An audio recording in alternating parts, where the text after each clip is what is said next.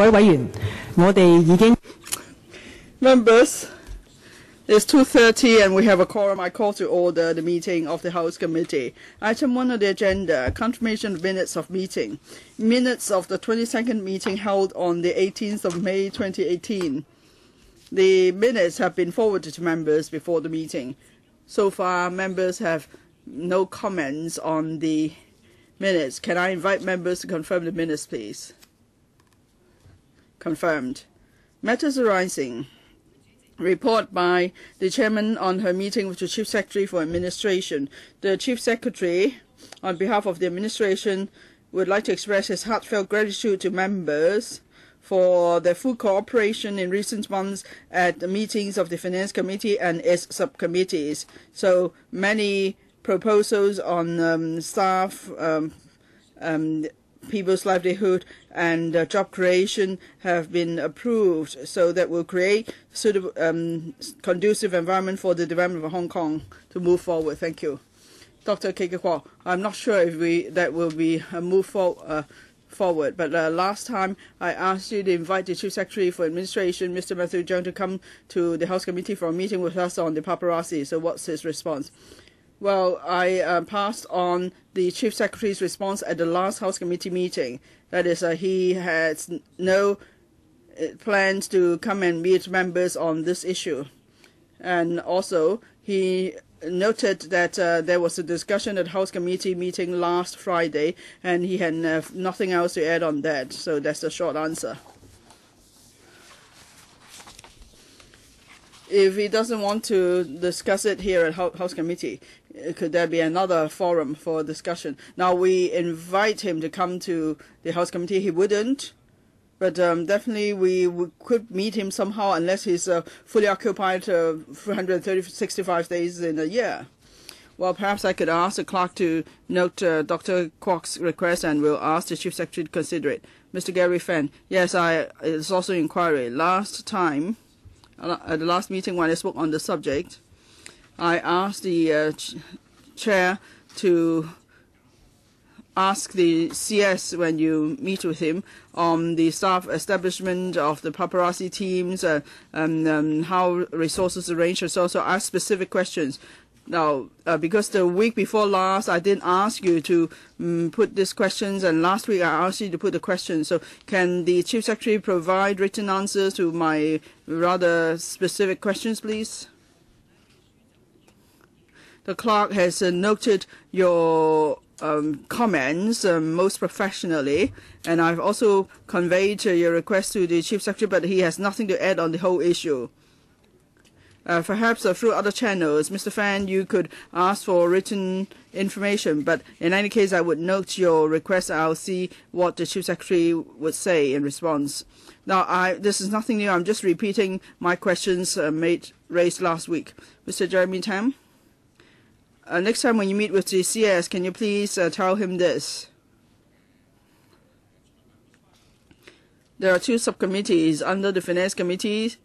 The progress is well for business for these two subcommittees, but the government is slowly tabling again the more controversial issues like the music fountain. But because the administration said initially we would first deal with the less controversial issues, but how come now, just because we're making progress, they are again including controversial items?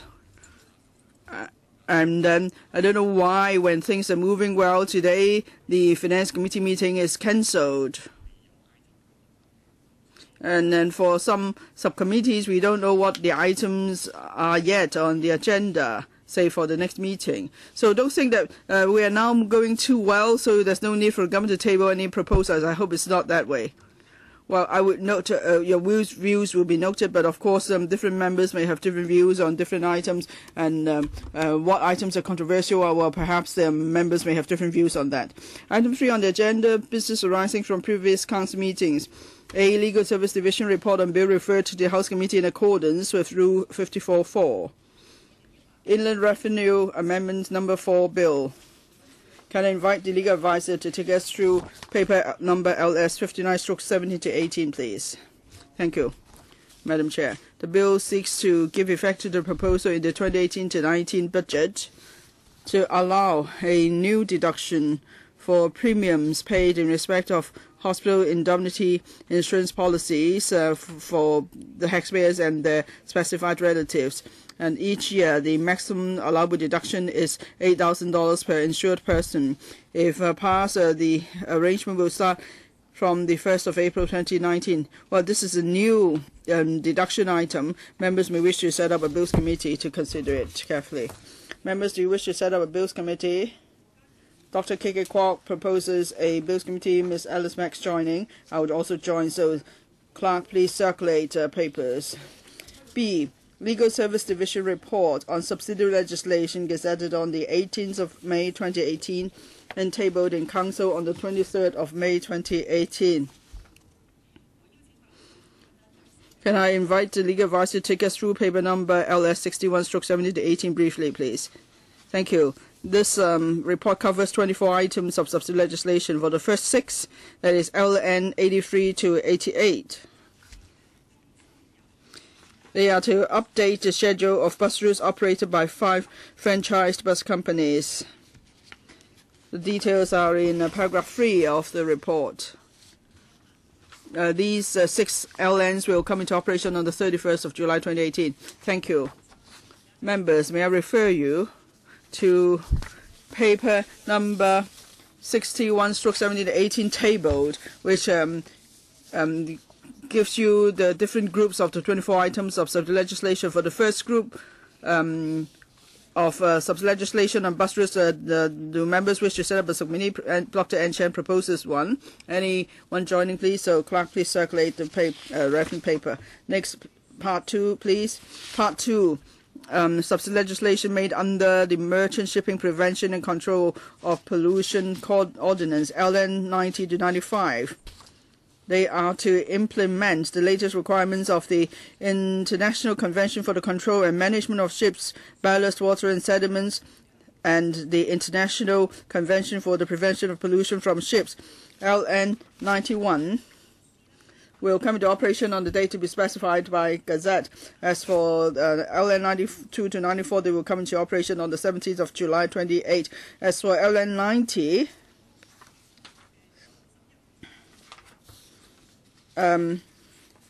that's to do with LN 91 and 94 on ship surveying service and fees chargeable. So the LN 90 is to provide for the fees chargeable. Now this is rather long subsidiary legislation, so we're still studying. If necessary, we will give further report.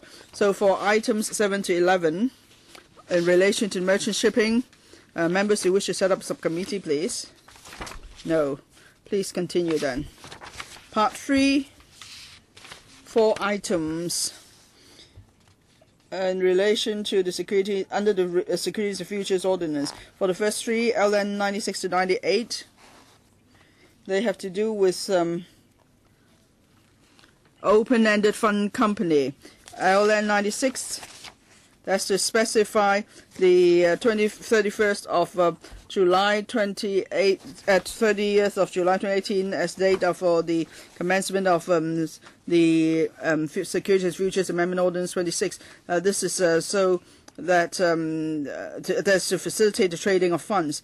As for LN 97 and 98, there's to provide for operational details for open-ended fund companies. We are still studying the reference of legislation. We'll give a further report if necessary. As for LN 98, is to provide for fees payable to the Securities and Futures Commission and the Register of Companies in relation to open-funded companies. For LN 97 and 98, they will come to operation on the 30th of July 2018. Thank you. On LN 97 and 98, on open-ended fund company and so on. Members, you wish to set up a subcommittee? Mr. Odin Chow proposes one. Anyone joining, please? Mr. James Stowe. So, clerk, please circulate documents. Please continue. LN 99, Securities and Futures Professional Investor Amendment Rules 2018. That's to expand the definition, expand the types of individuals and corporations that are to be regarded as professional investors. and records which may be considered in ascertaining whether a person is a PI. The LN will come into operation on the 13th of July 2018. For item 15, LN 99 on professional investors, members do you wish to set up a subcommittee? Mr. Holden Chow proposes a subcommittee. Anyone joining, please? Dr. N. Chan joining. So, clerk, please circulate papers. Mr. James Soyu will also join. Next, please. Part 4.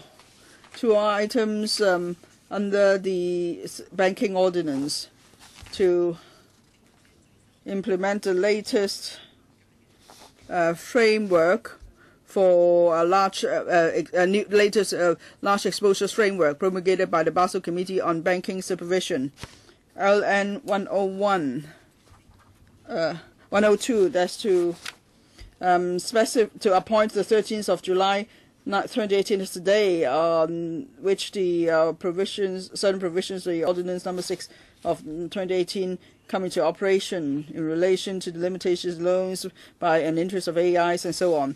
And LN 101 is to add certain sections so that so as to widen the scope of equity exposures from direct holding of shares to equity exposures generally, and also to prescribe the equity exposure ratio. This will come into operation on the 13th of July 2018. So on Part 4, LN 101 and 102 members, do you wish to set up as a committee, please? No. Please continue. Part 5, there are 4 items of legislation under the Telecommunications Ordinance. They have to do with the existing spectrum. They will expire in 2020 and 2029 respectively. There will be reassignment of the spectrum, so the legislation has to do with that. For LN 103, this is to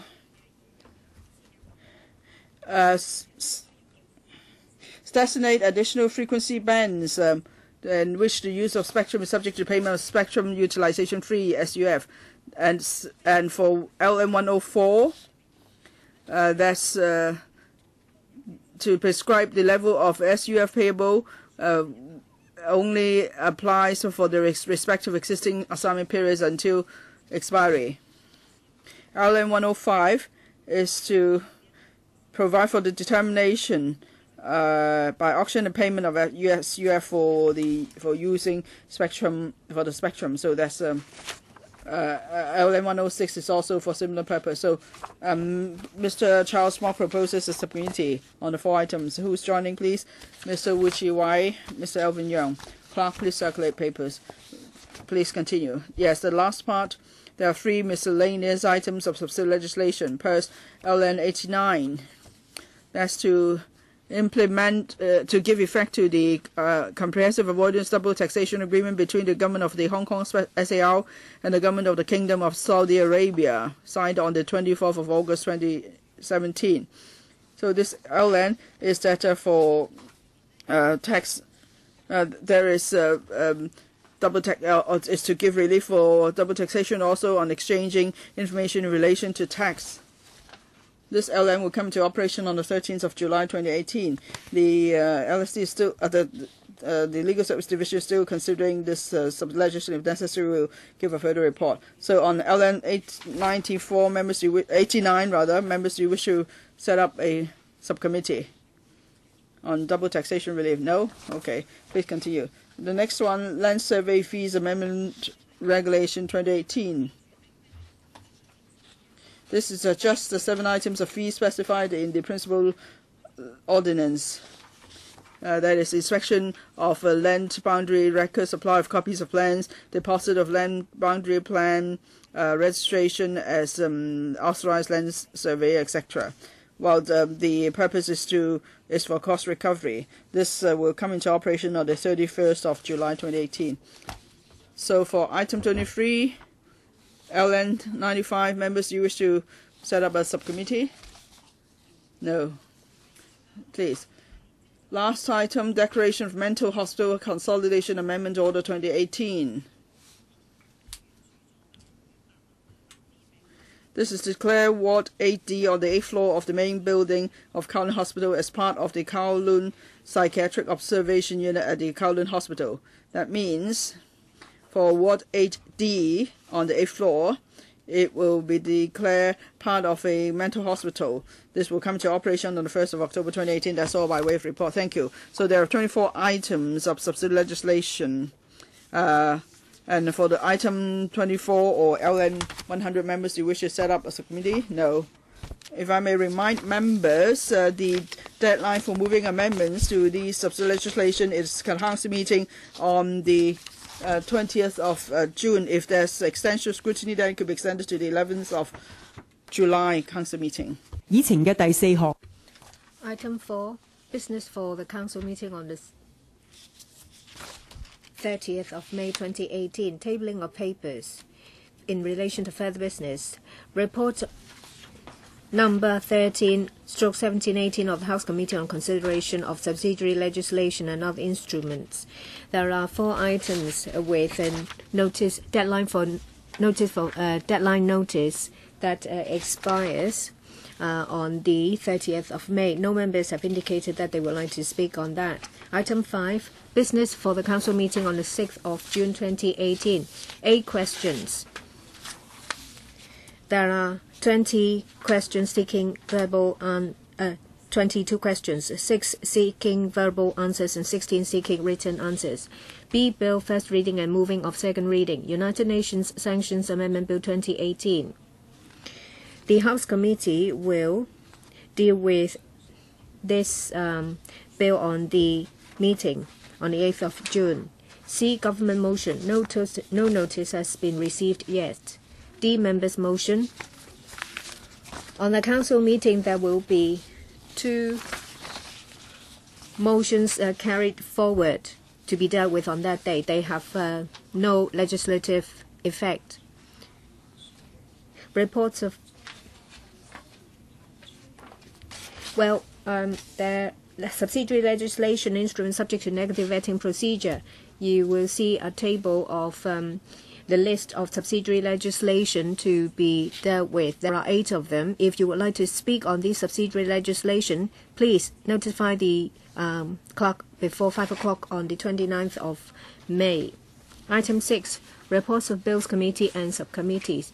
8. Reports of the Bills Committee on Guangzhou Shenzhen Hong Kong Express Rail Link Bill. I invite Mrs. Regina Ip, Chairman of the Bills Committee, to speak, please. Mrs. Regina Ip. Thank you, Madam Chair.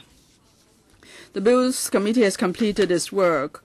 The deliberations are contained in the report. I will just give a highlight. Members, please refer to the written report of the Bills Committee for details. The Bills Committee has held 17 meetings with the administration amounting to 45 hours to consider the details of the bill. The Bills Committee has also held 2 full days of public hearing, totaling 19 hours, to collect views from the public on the bill. Furthermore, the Bills Committee conducted 2 site visits to the West Kowloon terminus for inspection. The bill received its first reading at the council meeting on the 31st of January 2018. The bill seeks to declare an area as the West Kowloon Station Mainland Port Area, MPA. Provide that a train compartment of a passenger train in operation on the Hong Kong section of the Express Rail Link is to be regarded as part of the MPA. Provide that the MPA is to be regarded as an area lying outside Hong Kong but lying within the mainland for certain purposes, and make supplementary provisions for certain rights and obligations and related matters for the interpretation of certain documents. There are divergent views on the bill among members. Some members support the bill, some are strongly against it. They consider that the bill is against many provisions in the Basic Law. The administration has explained repeatedly at Bills Committee meetings to members that the co-location arrangement is in compliance with the basic law and the principle of one country, two systems. In considering the co-location arrangement, the SL government and the relevant mainland authorities have all along adopted a cautious approach to make sure that the one co-location arrangement is in compliance with the one country, two systems principle and is not against any provisions of the basic law. The Bills Committee has decided not to move any amendments on behalf of members. The Bills Committee supports the administration's proposal to resume the second reading debate of the bill at the Council meeting on the 6th of June 2018. Finally, Madam Chair, I would like to thank the 64 members who joined the Bills Committee. Probably is the largest membership from Bills Committee by far. Many members worked very hard in attending meetings and giving their views. I would also like to Secretariat and the legal advisor for their support, so we are able to complete our work within 3 months. Thank you. There are 5 members who would like to speak in relation to the report. Ms. Tanya Chen. Well, first of all, I would like to ask how many minutes do we have? There is no limit yet. I would like to ask about these House matters first. I thank the Secretariat for preparing for us a report containing 178 paragraphs. I would like to ask some questions. First, I've read the report, and I would like to ask, well, I assume that the Secretariat is very experienced in preparing such reports, but I see that, first, there may be some parts missing. So I would like to ask, what is the usual approach when it comes to reports? Say, for example, how to deal with missing parts. Some members, I myself included, asked to visit the Shekong depot. But it's not mentioned here, and there is no explanation from the administration. And the statement made by the Bar Association, of course, it's part of the public hearing, but there are only 2 legal professional bodies in Hong Kong, and they are authority. I see that some of their views have been taken on board, but will you take into account the Bar Association's statement and incorporate it as an annex? 3. In the Bills Committee, we had very short time, very compressed time for discussion. More often than not, we ask questions in written form, and we have to deal with it by way of follow-up issues. Members have asked written questions. The administration has given reply, but if they were not follow up in the meeting, it seems that from the report they have not really been dealt with. The Civic Party has sent 2 letters. Mr. Ip Kin Yuen has sent at least 3 members and many more from other members. These are questions. We're unable to deal with them in a meeting. That's why we have to do it by way of a letter. How are they dealt with? It seems that, they are not covered comprehensively in the report. We were only allowed 3 or 4 rounds of questions. We have expressed grave concern. We can only put them in letters, and there is no sufficient opportunity for us to express our concern. Fourthly, when it comes to amendments mentioned in the report, how are they dealt with? By way of an appendix, or just a record in the House Committee, or how else? There are a few parts. As you all know, that the Bills Committee, as Mrs. Regina Ip said, that they have held altogether 17 meetings lasting for 45 hours. It's impossible to cover everything in the report. As per previous approach, the Secretariat did their best to record members' views to make it as comprehensive as possible.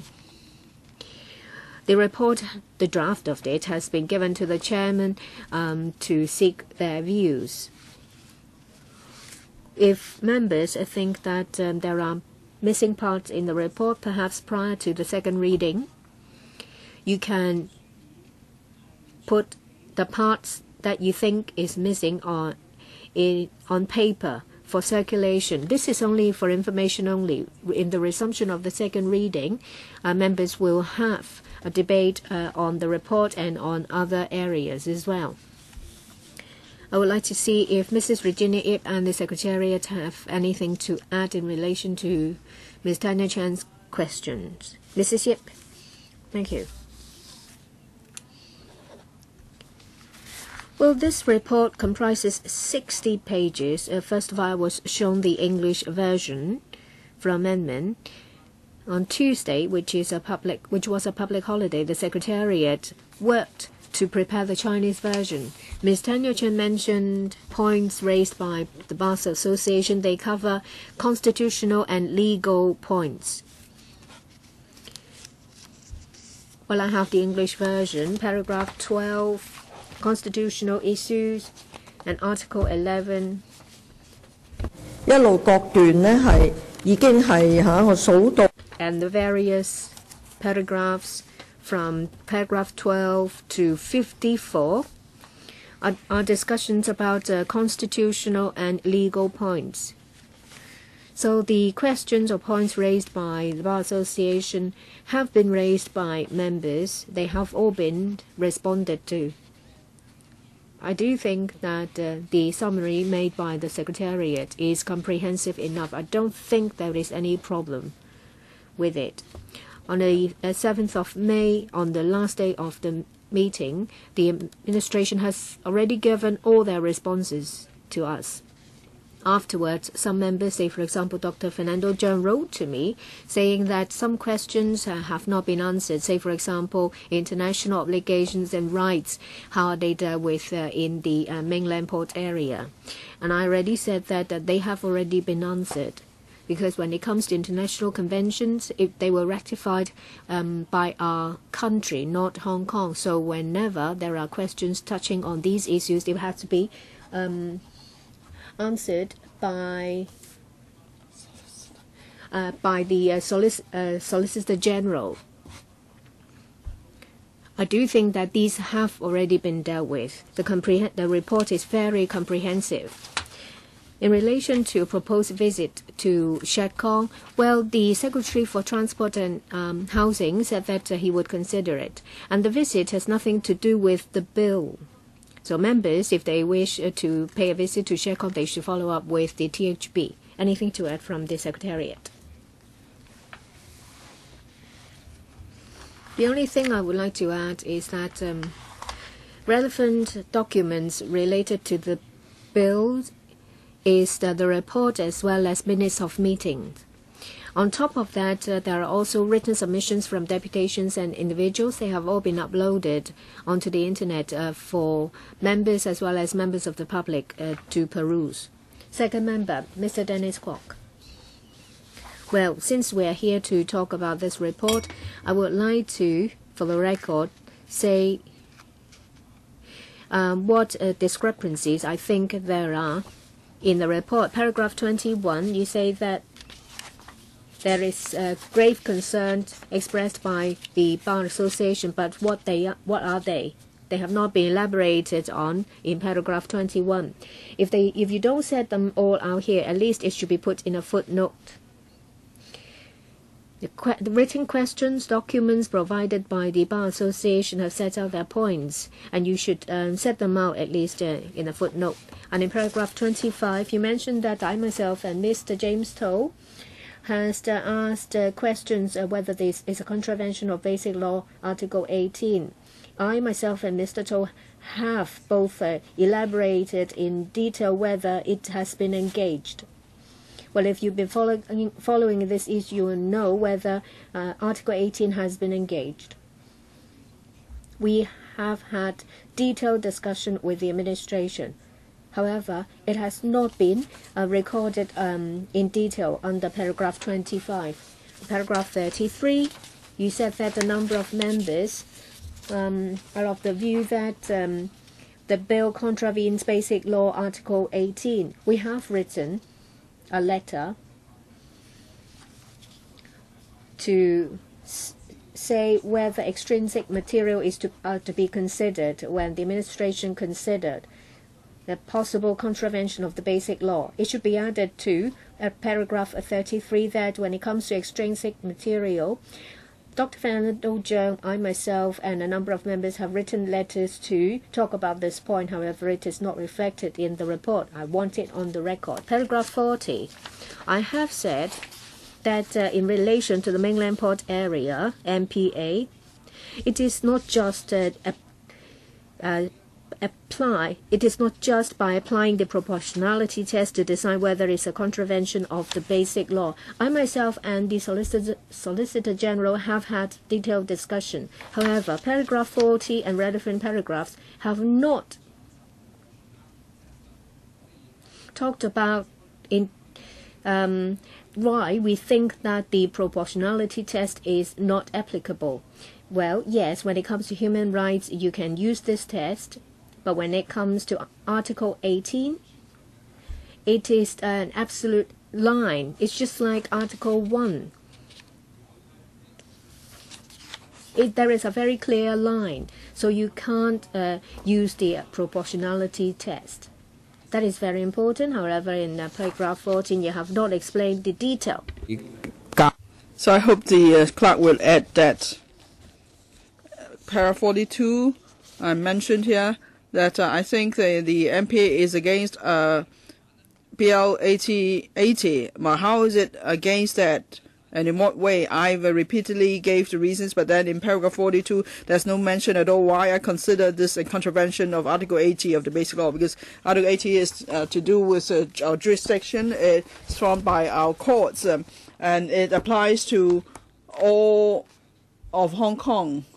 So the courts of Hong Kong have a jurisdiction of the whole region. Now you are taking out part of Hong Kong to say that the courts of Hong Kong no longer have jurisdiction. So that's against Article 80 of the Basic Law. But again, there's no explanation in in paragraph 42.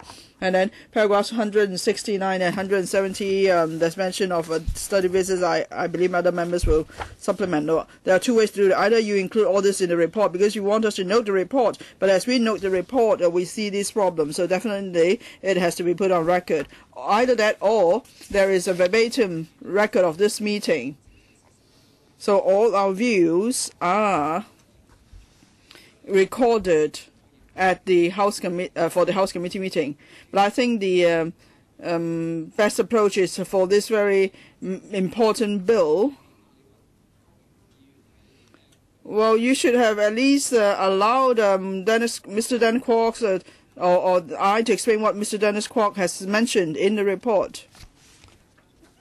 Now, if members have any views on the report, please raise them with the Secretariat. Best way is to do it in writing so as to avoid misunderstanding. But if members choose to speak today to raise your views, as usual, the Secretariat will professionally record all the views. Now, Mrs. Ip is the chairman of Bills Committee. I'm sure she would consider all your requests to revise the Bills Committee report so the report could be improved upon before the Council meeting. Now, 8 members have indicated the wish to speak, so perhaps to better manage our time, I'll give you 3 minutes each. Madam Chair, as you said, this may not be the final version of the Bills Committee report. This is a draft. So members here are to speak on the draft. Is that what you meant? Now, for the general, in line with the general procedure for Bills committees, well, many of you are senior members, so are you, Mr. Kwok.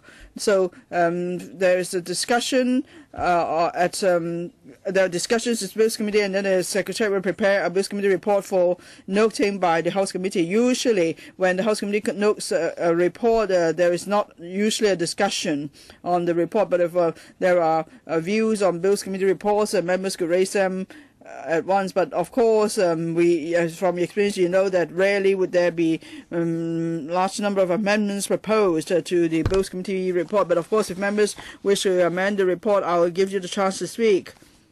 But perhaps giving verbal views may not allow all the details to be recorded. So perhaps you could write to the Secretariat so the Secretariat could collect views from members to improve upon the report. And please remember, this report will be tabled at council meetings. And as members consider whether to support the bill or not, the report is only one of the references you have. Now, of course, all Bills Committee meetings are held openly, and the reports is also made public, so the public will have comprehensive view of the whole issue as they form their own views. Mr. Gary Fan. Now, I do not agree to the report of the Bills Committee on Guangzhou-Shenzhen Hong Kong Express Rail Link co-location bill. There are 178 paragraphs in the report, but a large part of that is just to give the views of the administration. But as for members' queries on the government, there's not much mentioned here, and we represent the people. For example, when we mentioned that the bill is against the basic law, then the report just repeats the administration's views. But then if members quoted other sources, for example, the Bar Association's statement, there are only 77 characters on that. And then paragraph 176, it just is outrageous. That is, the Bills Committee has decided not to move any proposed amendments on behalf of the members. But then in the report, it did not explain what happened when voting was done. At the time, Mrs. Regina Ip spent only 10 seconds to consider 30 amendments proposed by the Pan-Democratic camp. And she totally disregarded the convention and the requirements in the handbook for the chairman. So that's why I'm against that, and therefore I'm against the resumption of the second reading debate of the bill at the council meeting on the 6th of June. Because during the Bills Committee stage, the administration was unable to convince members that on the various queries about the contravention of bill in relation to the basic law, they just used the MPC as a shield. Now, in response to members' queries, the administration, Frankie Chan's and others' response was feeble and unconvincing. As for the contravention with Article 18 of the Basic Law, that is to apply national law to Hong Kong, while the government just gave a new meaning to Article 18, that is this bill does not apply to the whole of Hong Kong and all people in Hong Kong, so it's not against Article 18 of the Basic Law, but that's unheard of. And it's a new interpretation of one country, two systems and the Basic Law. And then para 24, there are detailed views of the administration, and that may mislead the public that this Bills Committee has already dealt or even agreed to the administration's views. But in reality, Mrs. Regina Ip, the chair of the Bills Committee, never gave us sufficient time as members to question the administration. The administration in particular, but instead, this SJ was repeatedly absent from meetings, so the administration was not asked to give full explanation also. So that's why I don't think this bill should have its resumption on the 6th of June. Okay, I heard Mr. Gary Fan is against the resumption of a second reading of the bill at the council meeting on the 6th of June. And in this report, one point is about members supporting the resumption of a second reading of debate of the bill on the 6th of June. Perhaps when you speak, please focus on whether you support the House Committee noting report and the resumption of the second reading debate of the bill on the 6th of June. If there are divergent views, I will put the matters to a vote. Dr. Fernando Zhang. Now, Mrs. Regina Ip, the Bills Committee Chair, favored the government. She limited members' speaking time. She limited our scope of discussion on matters of principle. And then when we were going through clause-by-clause scrutiny, she just rushed through it. And she did not allow members to do a clause-by-clause scrutiny of the schedules. And then members proposed a number of amendments, but in a chaos, she said she would not deal with them, and I find that most regrettable. It was an eye-opening experience. In LegCo, we've never seen a Bills Committee being handled so poorly in the history of LegCo. And also there's example, this report is highly biased. Paragraph 33, for example, it says many members, including myself, believe that the bill is against the Article 18 of the Basic Law, but then it just says here that notwithstanding the administration's explanation about, some members, including myself, remain of the view that the bill contravenes Article 18 of Basic Law. So what do you mean by that? That is, we've asked the administration to provide proper documentation and explain why this is not against Article 18, but the government failed to do so. And that's the fact. But now you put it the other way around. You know, this kind of report totally sides with the administration. Para 90.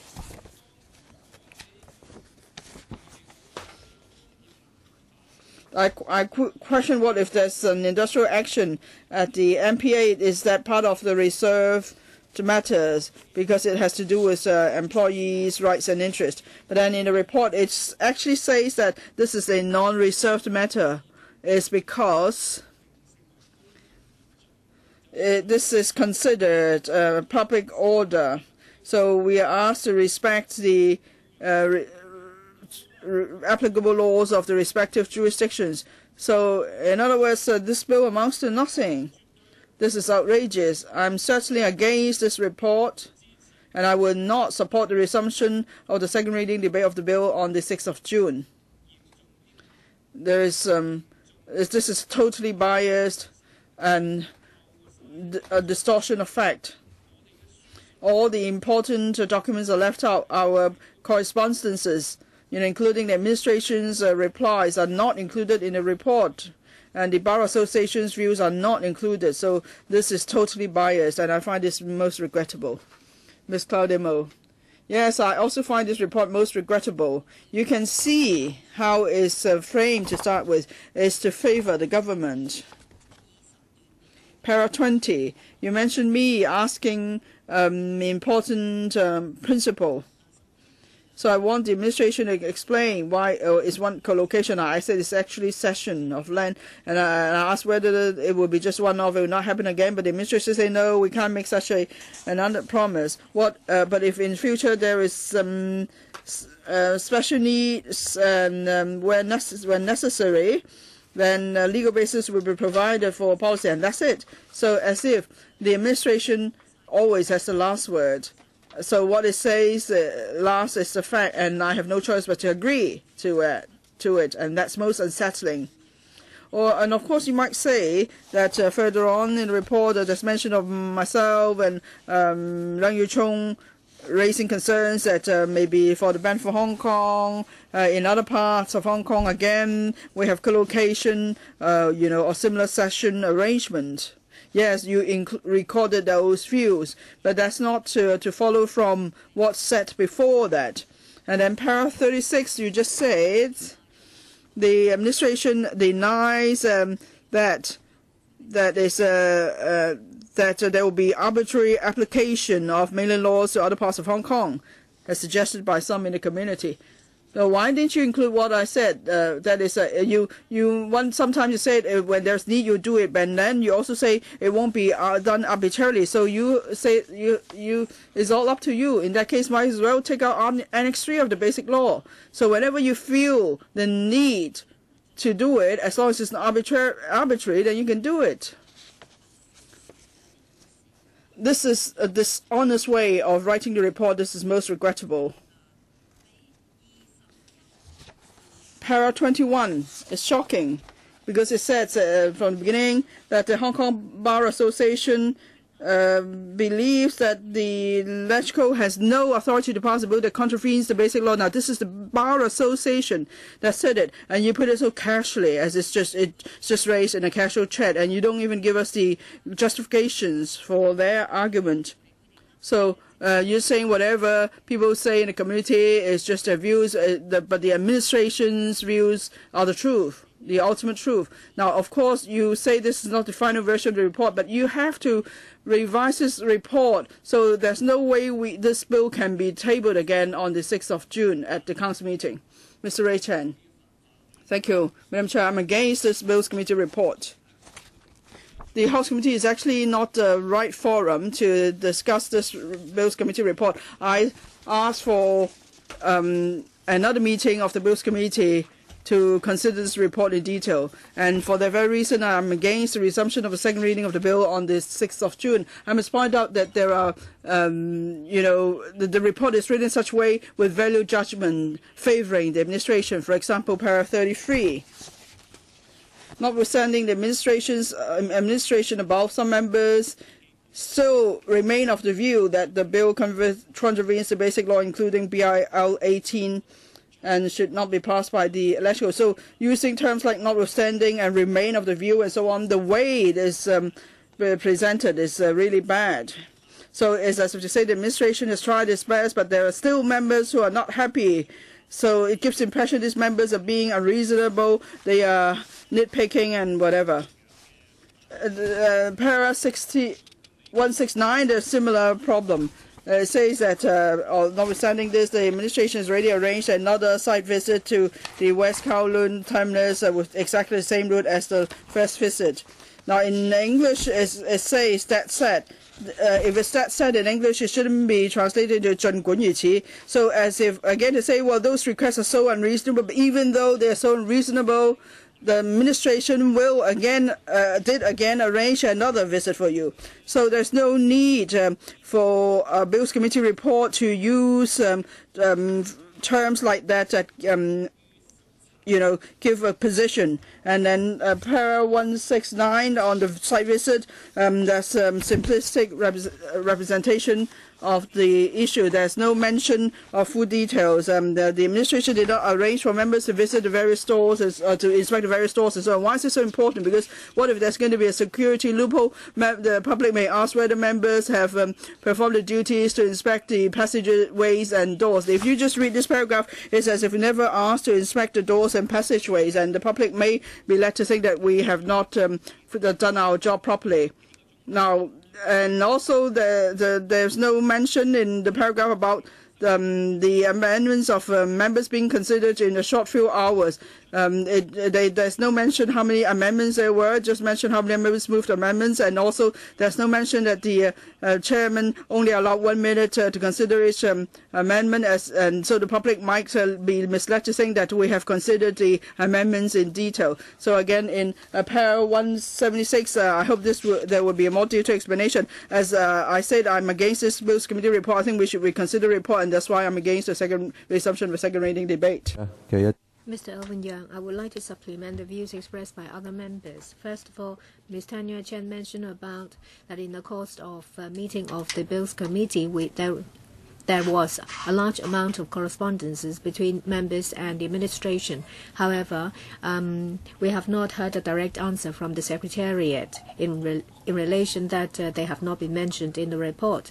Paragraph 21, the views of the Bar Association. I would like to say that on the 29th of March, the THB as well as the Department of Justice in paper CB bracket 14850/17 and 18 bracket 01, it says that the Bar Association has not been taken into account, and if that is the case, that there is a serious breach of the basic law. We can see very blatantly that this is unprecedented. I do think that it can help the public to judge whether this decision is against the basic law. Ms. Priscilla Leung, I would like it on the record that I have pointed out that when it comes to geographical area, the Chinese translation is very poor. Even if it is not corrected, I would like to have it on the record that I'm not happy with it. In relation to paragraph 16 and 40, well, we may have different views. I myself and Mr. Dennis Kwok have talked about proportionality. I said that it's more than just proportionality. When it comes to collocation, I said that you need to look at common law as well as the PRC constitution, their views on collocation and the legislative intent. Paragraph 16 only records Mr. James' view that the decision cannot be relied upon solely. I myself have talked about this point. I said that since there is a decision of the NPCSC, it provides a very sound and solid legal basis. There is no need for NPCSC interpretation.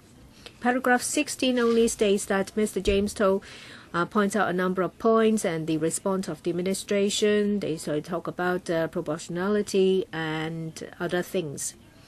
What are the views of members? What is the difference? I do think that this is a very important part, especially when it comes to the constitutional status of a decision of the NPCSC, and I would like it to be recorded. Dr. Chen Chung-tai, when it comes to the compilation of this report, as some members have said that it's economic with the truth, and over some areas they are writing it for the administration. Say, for example, when it comes to telecommunication services in the cars. Well, according to mainland laws, mainland authorities may obtain personal information of users from telecommunicators. Does it mean that there are circumstances when mainland laws will apply? And paragraph 131, it says that under Article 7, bracket 3 of the cooperation agreement, in relation to the operation of the XRL, it will be under the jurisdiction of Hong Kong. So it is defined as a non-reserved, as a reserved matter. So the provision of telecommunication services, whether disclosure of personal information of users, is under Hong Kong jurisdiction because mainland laws do not apply. However, the administration did not say it in such clear terms. At that time, the administration said vaguely that, well, it shouldn't. They didn't think that would happen. If you refer to Article 7, bracket 3 of the cooperation agreement, Clause 7, bracket 3 of the agreement, it talks about the operation of telecommunicators. That is in relation to tax, franchise, and also operational arrangements. I don't understand how come that over paragraphs 129 and 139, you make it out that telecommunication services is included under reserved matter. I do think that the report has to be discussed by the panel before it's by the Bills Committee before it's submitted to the Council. Mr. Junis Ho, there is some information about the views of the Bar Association in paragraph 21. I have something to say about that. There are 25 members in the Council of the Bar Association, but none of them are practicing lawyers in China law. And they said that there is no solid legal basis for the bill to operate on, no sound constitutional basis. I do think that there should be some elaboration. At that time, Senior Counsel Mr. Dykes attended a public hearing in the capacity of the chairman of the Bar Association. I asked him whether he has the official capacity to comment on that. He said it was irrelevant. And then he turned around to say that there is no sound constitutional basis. It is quite feeble and it is not tenable. The Bar Association does not have legal status to negate the decision of the NPCSC decision by saying that it is invalid. There is already a decision. This is step 2 of the 3. We already have step 2, that's why we move on to step 3. So I ask that in paragraph 21 there should be some clarification to set the record straight. But Democrats kept saying that this and that was said by the Bar Association. I'm sorry to say that they are not an authority and they are not qualified to advise on Chinese law. That is a very important point. Mr. Leung Yiu-chung. In the past, when Bills committees make a report to House committee, it's never been the case that so much time is spent on the discussion and so many questions are asked. And I do think that on this occasion, it shows that the Bills committee report has not sufficiently reflected members' views. Please consider Mr. Ray Chan's suggestion that we should go back to the Bills Committee to have a fresh discussion before it is tabled in a council meeting. This is at least as respect to the Bills Committee. There are views opposing and supporting the bill and the report. Members have mentioned that there may be some parts missing and some inaccuracies in the report. It fails to reflect the views expressed by members. Shouldn't we go back to the Bills Committee for another discussion before we just rush to the Council to have a debate on the report? Who else would like to speak in the first round? Please press the button because there are already 2 members who indicated that they would like to speak in for the second time. Ms. Helena Wong. I agree with a point raised by Mr. Dennis Kwok, paragraph 21, because we are concerned about constitutionality. It mentioned that the Bar Association expressed grave concern that the bill contravenes the basic law and has no sound constitutional basis.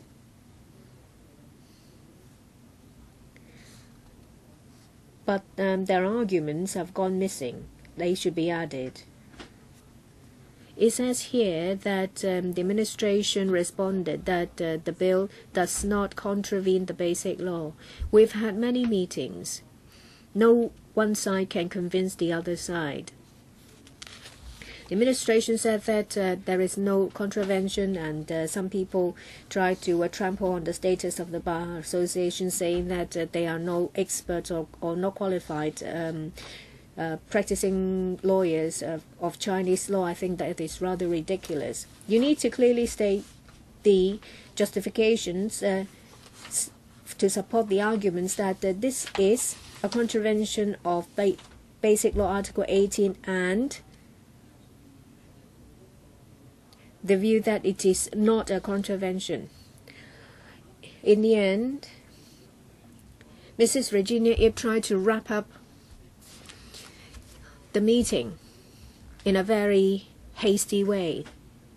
And I would like to say that members still have very opposing views in relation to the bill. I would like to draw the attention of the Secretariat that when it comes to the MPA,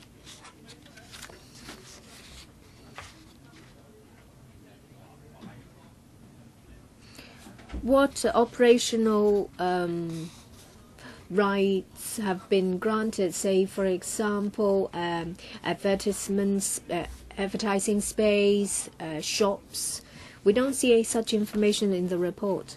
I have asked supplementary questions about whether whether the mainland side should pay rent to a Hong Kong side in relation to shops and other things in the MPA. But there is no information in this regard in the report. I would like them to be set out in detail. A number of members have noticed that the way the report is drafted seems to side towards the administration, because the administration's view have been recorded more. I'm sure that, yes, the chairman of the Bills Committee wears two hats. She's also a member of the EXCO. I do hope that, well, at least when it comes to the compilation of the report, it should be done from the perspective of the LegCo. Mr. Horace Cheung. Some members express regret towards the report, and I express regret towards them. Well, we have had 17 meetings lasting 45 hours. To be fair, the report has comprehensively and accurately set out the result and the course of the Bills Committee. I thank the legal advisor and the clerk for their hard work. Bear in mind that our report is a report. It is not a transcription of the meeting. It can't record verbatim what has been said by each member. It can't possibly record every detail. And this report is not a thesis, and it is not to be used in a legal debate. Some members have said that, well, what your understanding is in relation to Basic Law, Article 18, what's the legal basis. Don't forget that this is a report and not an academic journal, not a thesis. Number of people from the opposition said that how come the report of the Bar Association is not annexed? It's already said there in paragraph 21, the views of the Bar Association. Of course, if you're loyal to the views of the Bar Association would like that to be covered more. Well, the statement of the Bar Association has already been uploaded onto the internet. You can refer to it. There is no other way better than reading the statements yourself on the internet. And someone said, well, a proposed visit to the Shekong is not mentioned here. This is the Bills Committee report. We respect your request, but it's of little relevance to the scrutiny of the bill, and it should not be included in the report, and I think the way it's handled is appropriate. I can see that, well, it shows the difference of a stance amongst members. Some of them hold a stance that opposes to the bill. They don't want this bill to be passed. So they make use of every opportunity to try to have the meeting aborted every single time. They try to drag the progress of the Bills Committee. When we have a quorum, they ask numerous questions, and then they criticize the chairman for not giving them enough time, and that she is not fair. But that is just a difference of stance, because they don't want that bill to be passed. Even if we have another hour or two of a meeting by the Bills Committee, in the end the result will be the same. It will be chaotic. So I support the report, and I do think that it should be submitted for second reading as soon as possible. Mr. Paul Chair.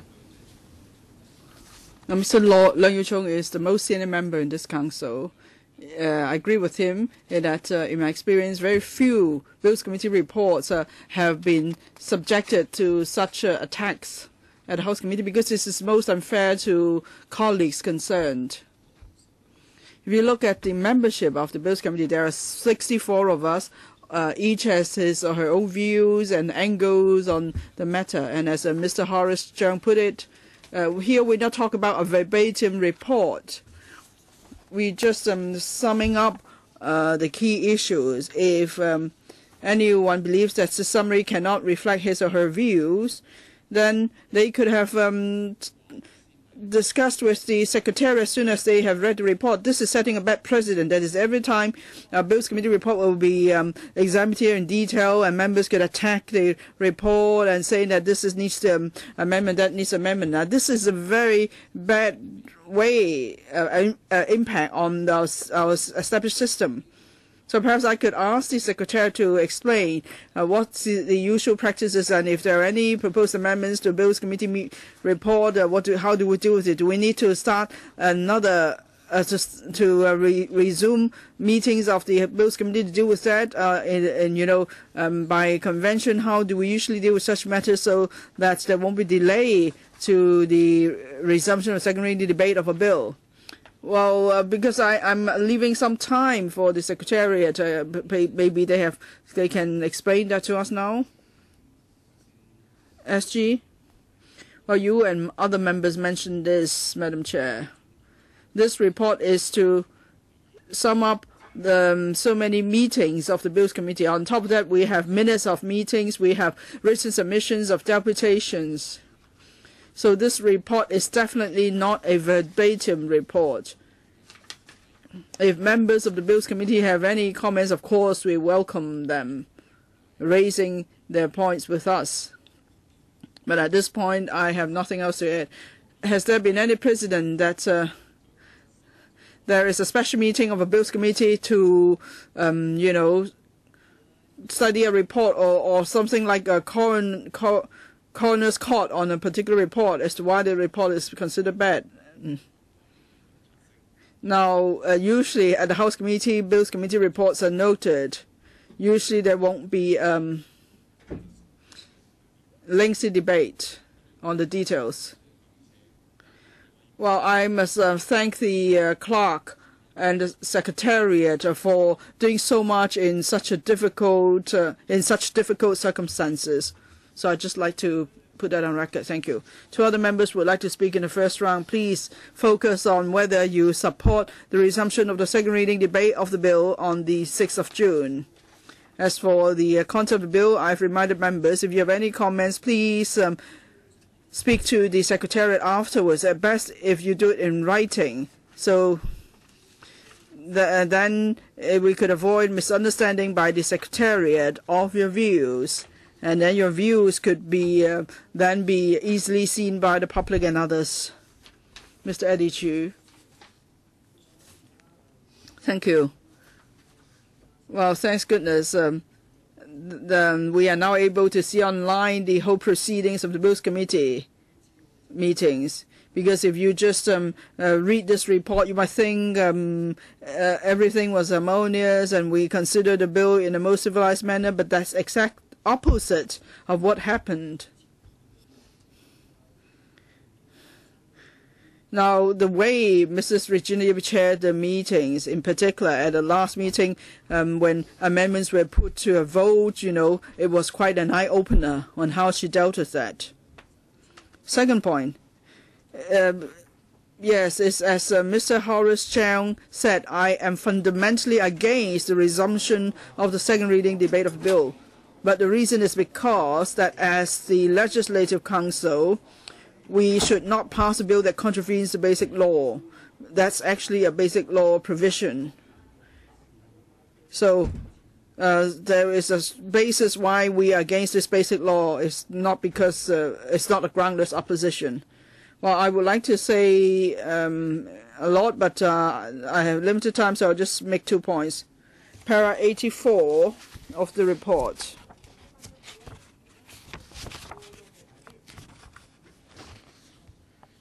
The phrase of laws of the mainland, the administration advised that by meaning, the meaning of laws of mainland means the whole body of laws of the mainland. Now, so the whole body of laws of the mainland, that includes also the basic law, which is a national law. So at the mainland port area, apart from reserved matters, we think that the mainland laws will apply. That's the general understanding of the public in Hong Kong. But if you say that laws of mainland refer to the whole body of laws of the mainland, and the whole body of laws of the mainland actually includes the basic law, then it could be confusing. So if the basic law still applies in the MPA, then how will it apply, under what circumstances? This is a very important point you have not included in the report. Next, para 169, referred to by Mr. Ray Chen as well. That is a site visit to the West Kowloon terminus. The last sentence says, that said, the administration has arranged another visit to the West Kowloon station, and the route of the visit has aligned with that previously arranged.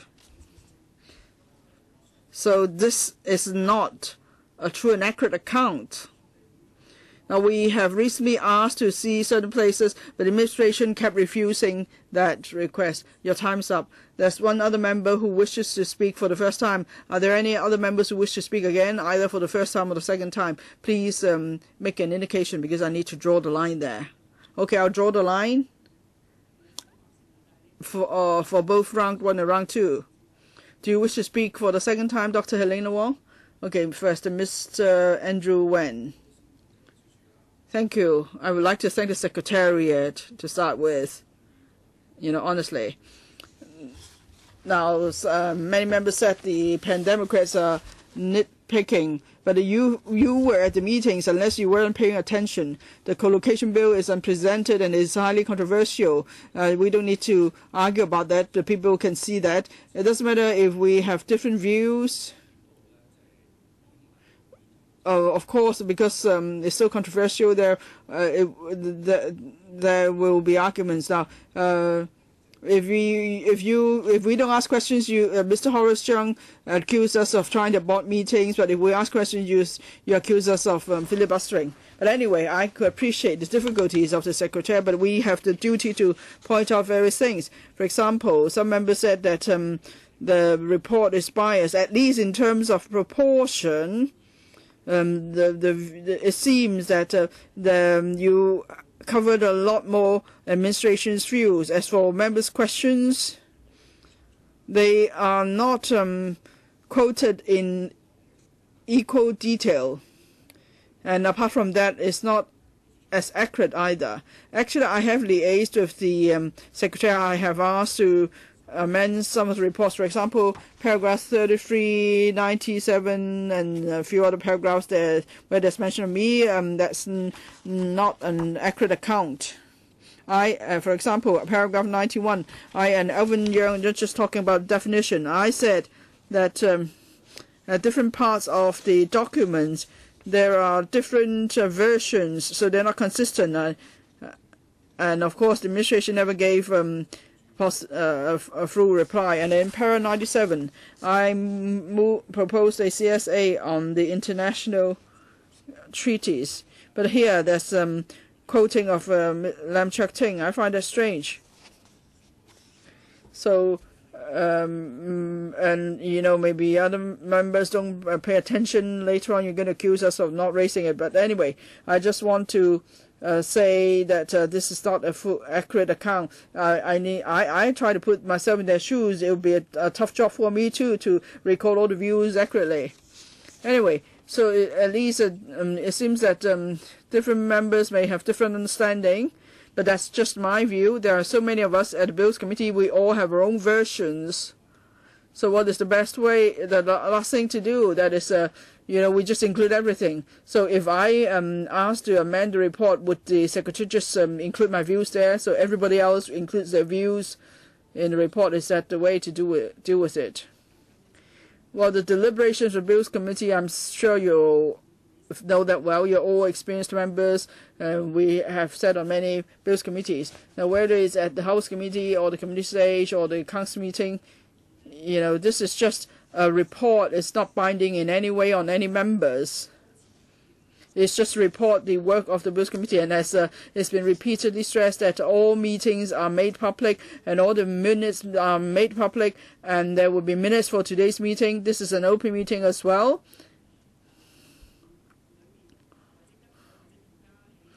I've also asked members who wish to amend the report to liaise with the Secretariat in writing. And I ask for your understanding for the Secretary. The Secretary is not writing his first Bills Committee report whenever there are controversial issues, on issues which we cannot agree on, or very often we will focus on the report in our discussion, but you must understand that it's impossible for us to meet everyone's demands in writing the report. Please respect the professionalism of the Secretariat and be understanding about their workload. As for the report to be submitted, to be tabled at the Council meeting, while the Secretariat will first receive members' views, and with the usual practice, the Secretariat will also discuss with the Bills Committee Chairman. But there are many ways for you to make known your views before meetings, during the meetings. You can publish your views or table them for members. There are many ways to do it. I'm sure you know them well. Next, Dr. Elizabeth Quat. Thank you. I speak in support of the report of the Bills Committee on Guangzhou, Shenzhen, Hong Kong Express Rail Link co-location bill. I would like to thank Mrs. Regina Yee for chairing 17 meetings totaling 45 hours. It's no mean feat. And she's been under attack either at meetings or online because she's chairing these meetings. So thank you for your hard work. Well, actually, from the very beginning, some members came determined to oppose the bill. And so today they try to target the Secretariat, they try to criticize the content of the report, and it is most unfair to the Secretariat. And you could see that in the past meetings, security guards have been affected as well. Some have actually suffered injuries. So we know some members will oppose the bill to the bitter end anyway. But just because you oppose the bill to the bitter end, don't try to target the Secretariat or security staff.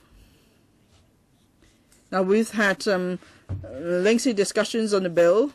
For members who have views on the bill, they will continue to raise their views. So we could just do our best to try to explain the matter. At the end, we will have to put it to a vote.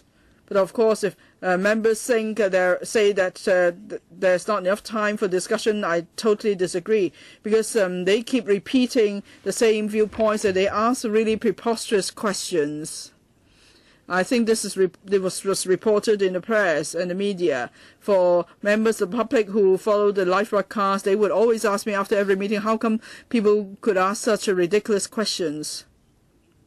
So please, let's not debate that. I think we should be fair to the Secretariat, and I support the report. Thank you. Ms. Tanya Chen speaking for the second time. I'll be brief. I would like to remind some members, perhaps they have forgotten. On that day, I actually asked for the visit after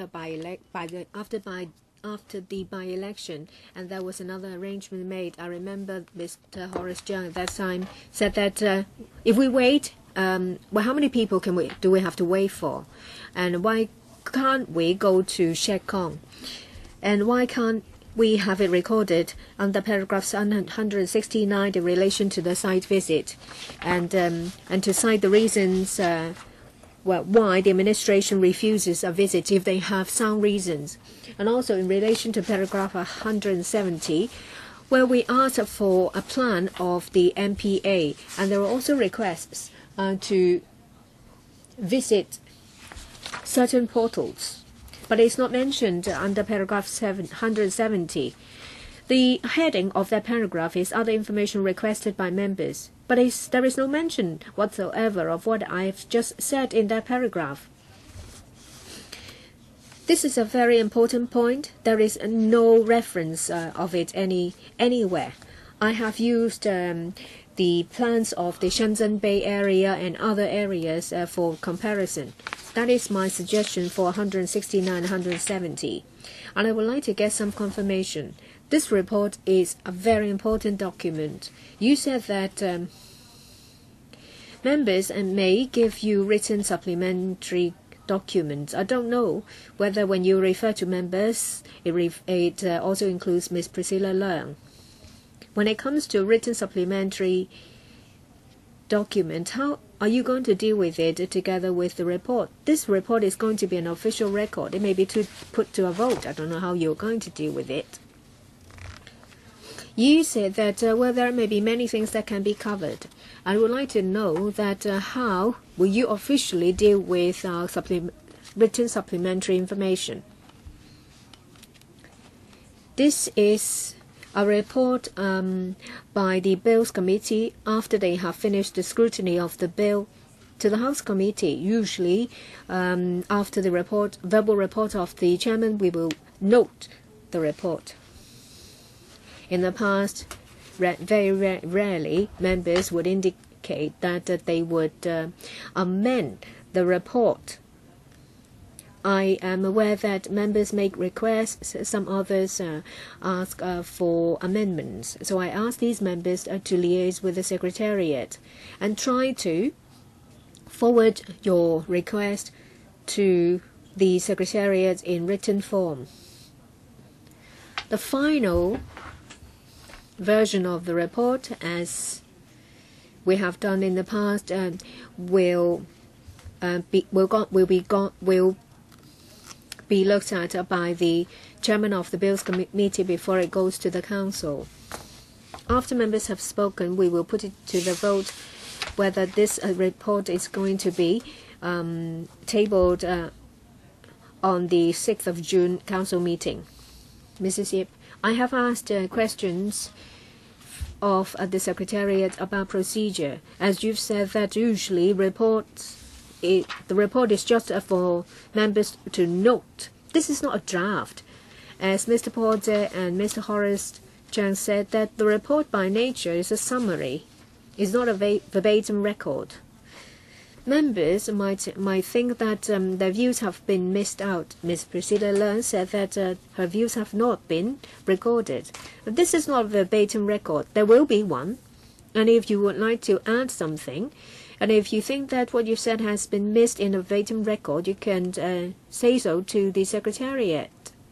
And in the resumption of the second reading, you have a chance to put it on record your views. That's my suggestion. Ms. Tanya Chan, you still have something to say? Yes. Speaking for the last time. No, I did not mean to interrupt, but I would like to get clear instructions from you because you say one thing and then the chairman of the Bills Committee has also said something. What we've said are not conflicting. If you are anxious and if you want to let your views be known to the Secretariat, please forward your views in written form to the Secretariat. But please be understanding, if there are conflicting views, the Secretariat will, as per their professionalism, cover all the views as comprehensive as possible. This meeting will be covered by the minutes of meeting as well. The minutes of meeting is also a public record. You can wait for the minutes of meeting before you submit your proposal for amendments. Well, on the 6th of June, there will be a second reading debate, so there needs to be a deadline for the minutes of meeting. So I have to ask the Secretariat what the deadline is for preparing the minutes of meeting. As you all need to understand that this may be an important report, but this is not the only report and is not a verbatim record. There are a lot of documents that are in the public domain. I would like to reply to what Mr. Ray Chan said, and there are also requests made by other members. The reconvening of meeting of the Bills Committee is the decision of the Bills Committee. We won't give direction to the Bills Committee to do anything. There has been cases that, when there was a decision made of a second reading resumption, the Bills Committee may still convene further meetings. That is the end of our discussion. I know that members have different views in relation to the second reading, resumption of the second reading debate of this bill on the 6th of June, I would like to put it to the vote. This will be a division. The bell will be rung for 5 minutes.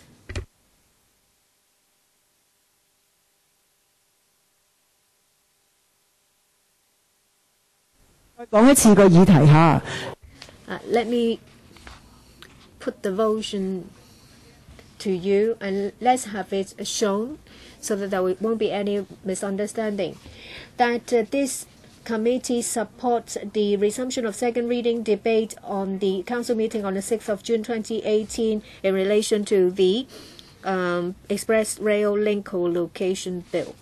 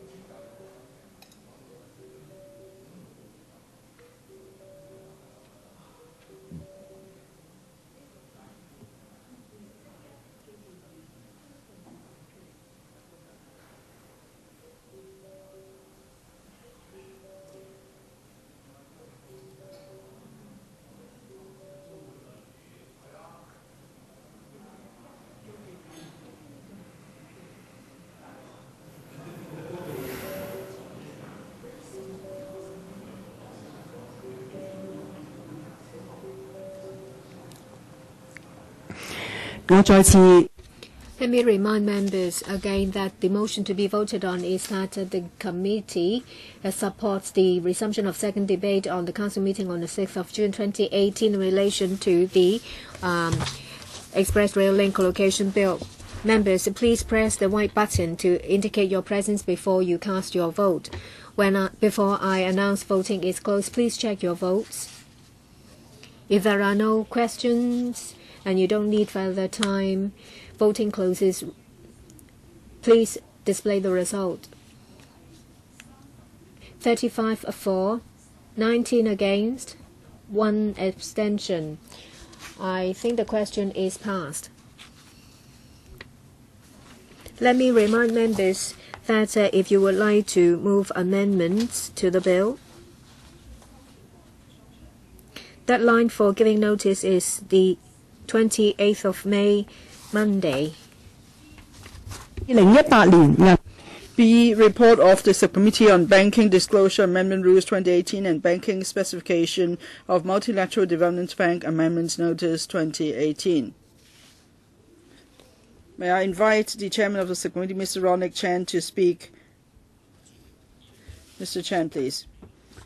Madam Chair, the Banking Disclosure Amendment Rules 2018 and Banking Specification of Multilateral Development Bank Amendment Notice 2018 seek to 1. Implement certain disclosure requirements issued in March 2017 by the Basel Committee on Banking Supervision. These requirements apply to authorized institutions under the Banking Ordinance. And 2, to specify the Asian Infrastructure Investment Bank as a multilateral bank under the Banking Ordinance. The Bill Subcommittee has considered the justifications of the amendments, the requirements on information to be disclosed by AIs and ways to verify the information, as well as sharing of risk between all AIs and AIB in the transactions. Some members expressed concern that the abolition of the requirement to issue a press release concurrently with this publication of a disclosure statement will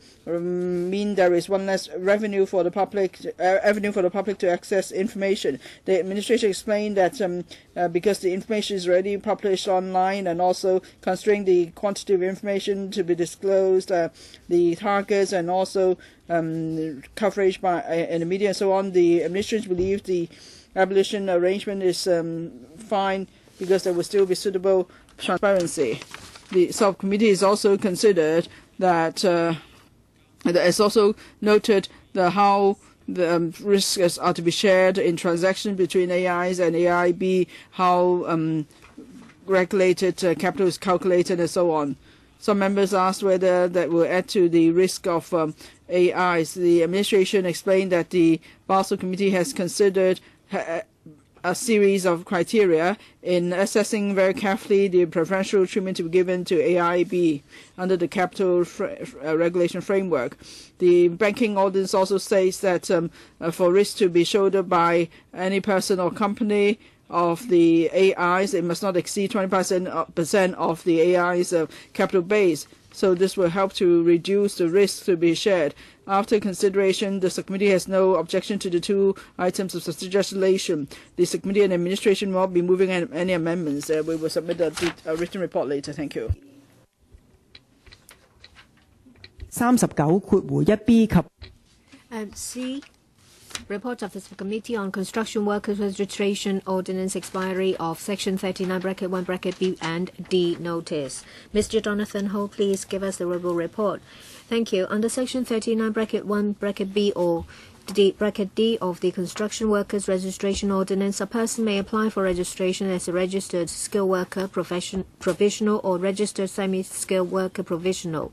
Provisional registration is a transitional arrangement provided for when the registration system commenced on the 29th of December 2005. The notice seeks to specify the expiry date of the above provision to terminate the arrangement for provisional registration. Members support the above termination of the arrangement and note the consensus in the industry, including labor unions.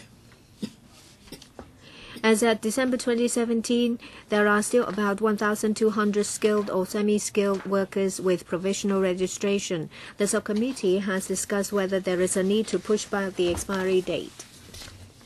The administration indicated that the termination of the arrangement has little impact on the construction industry and existing workers.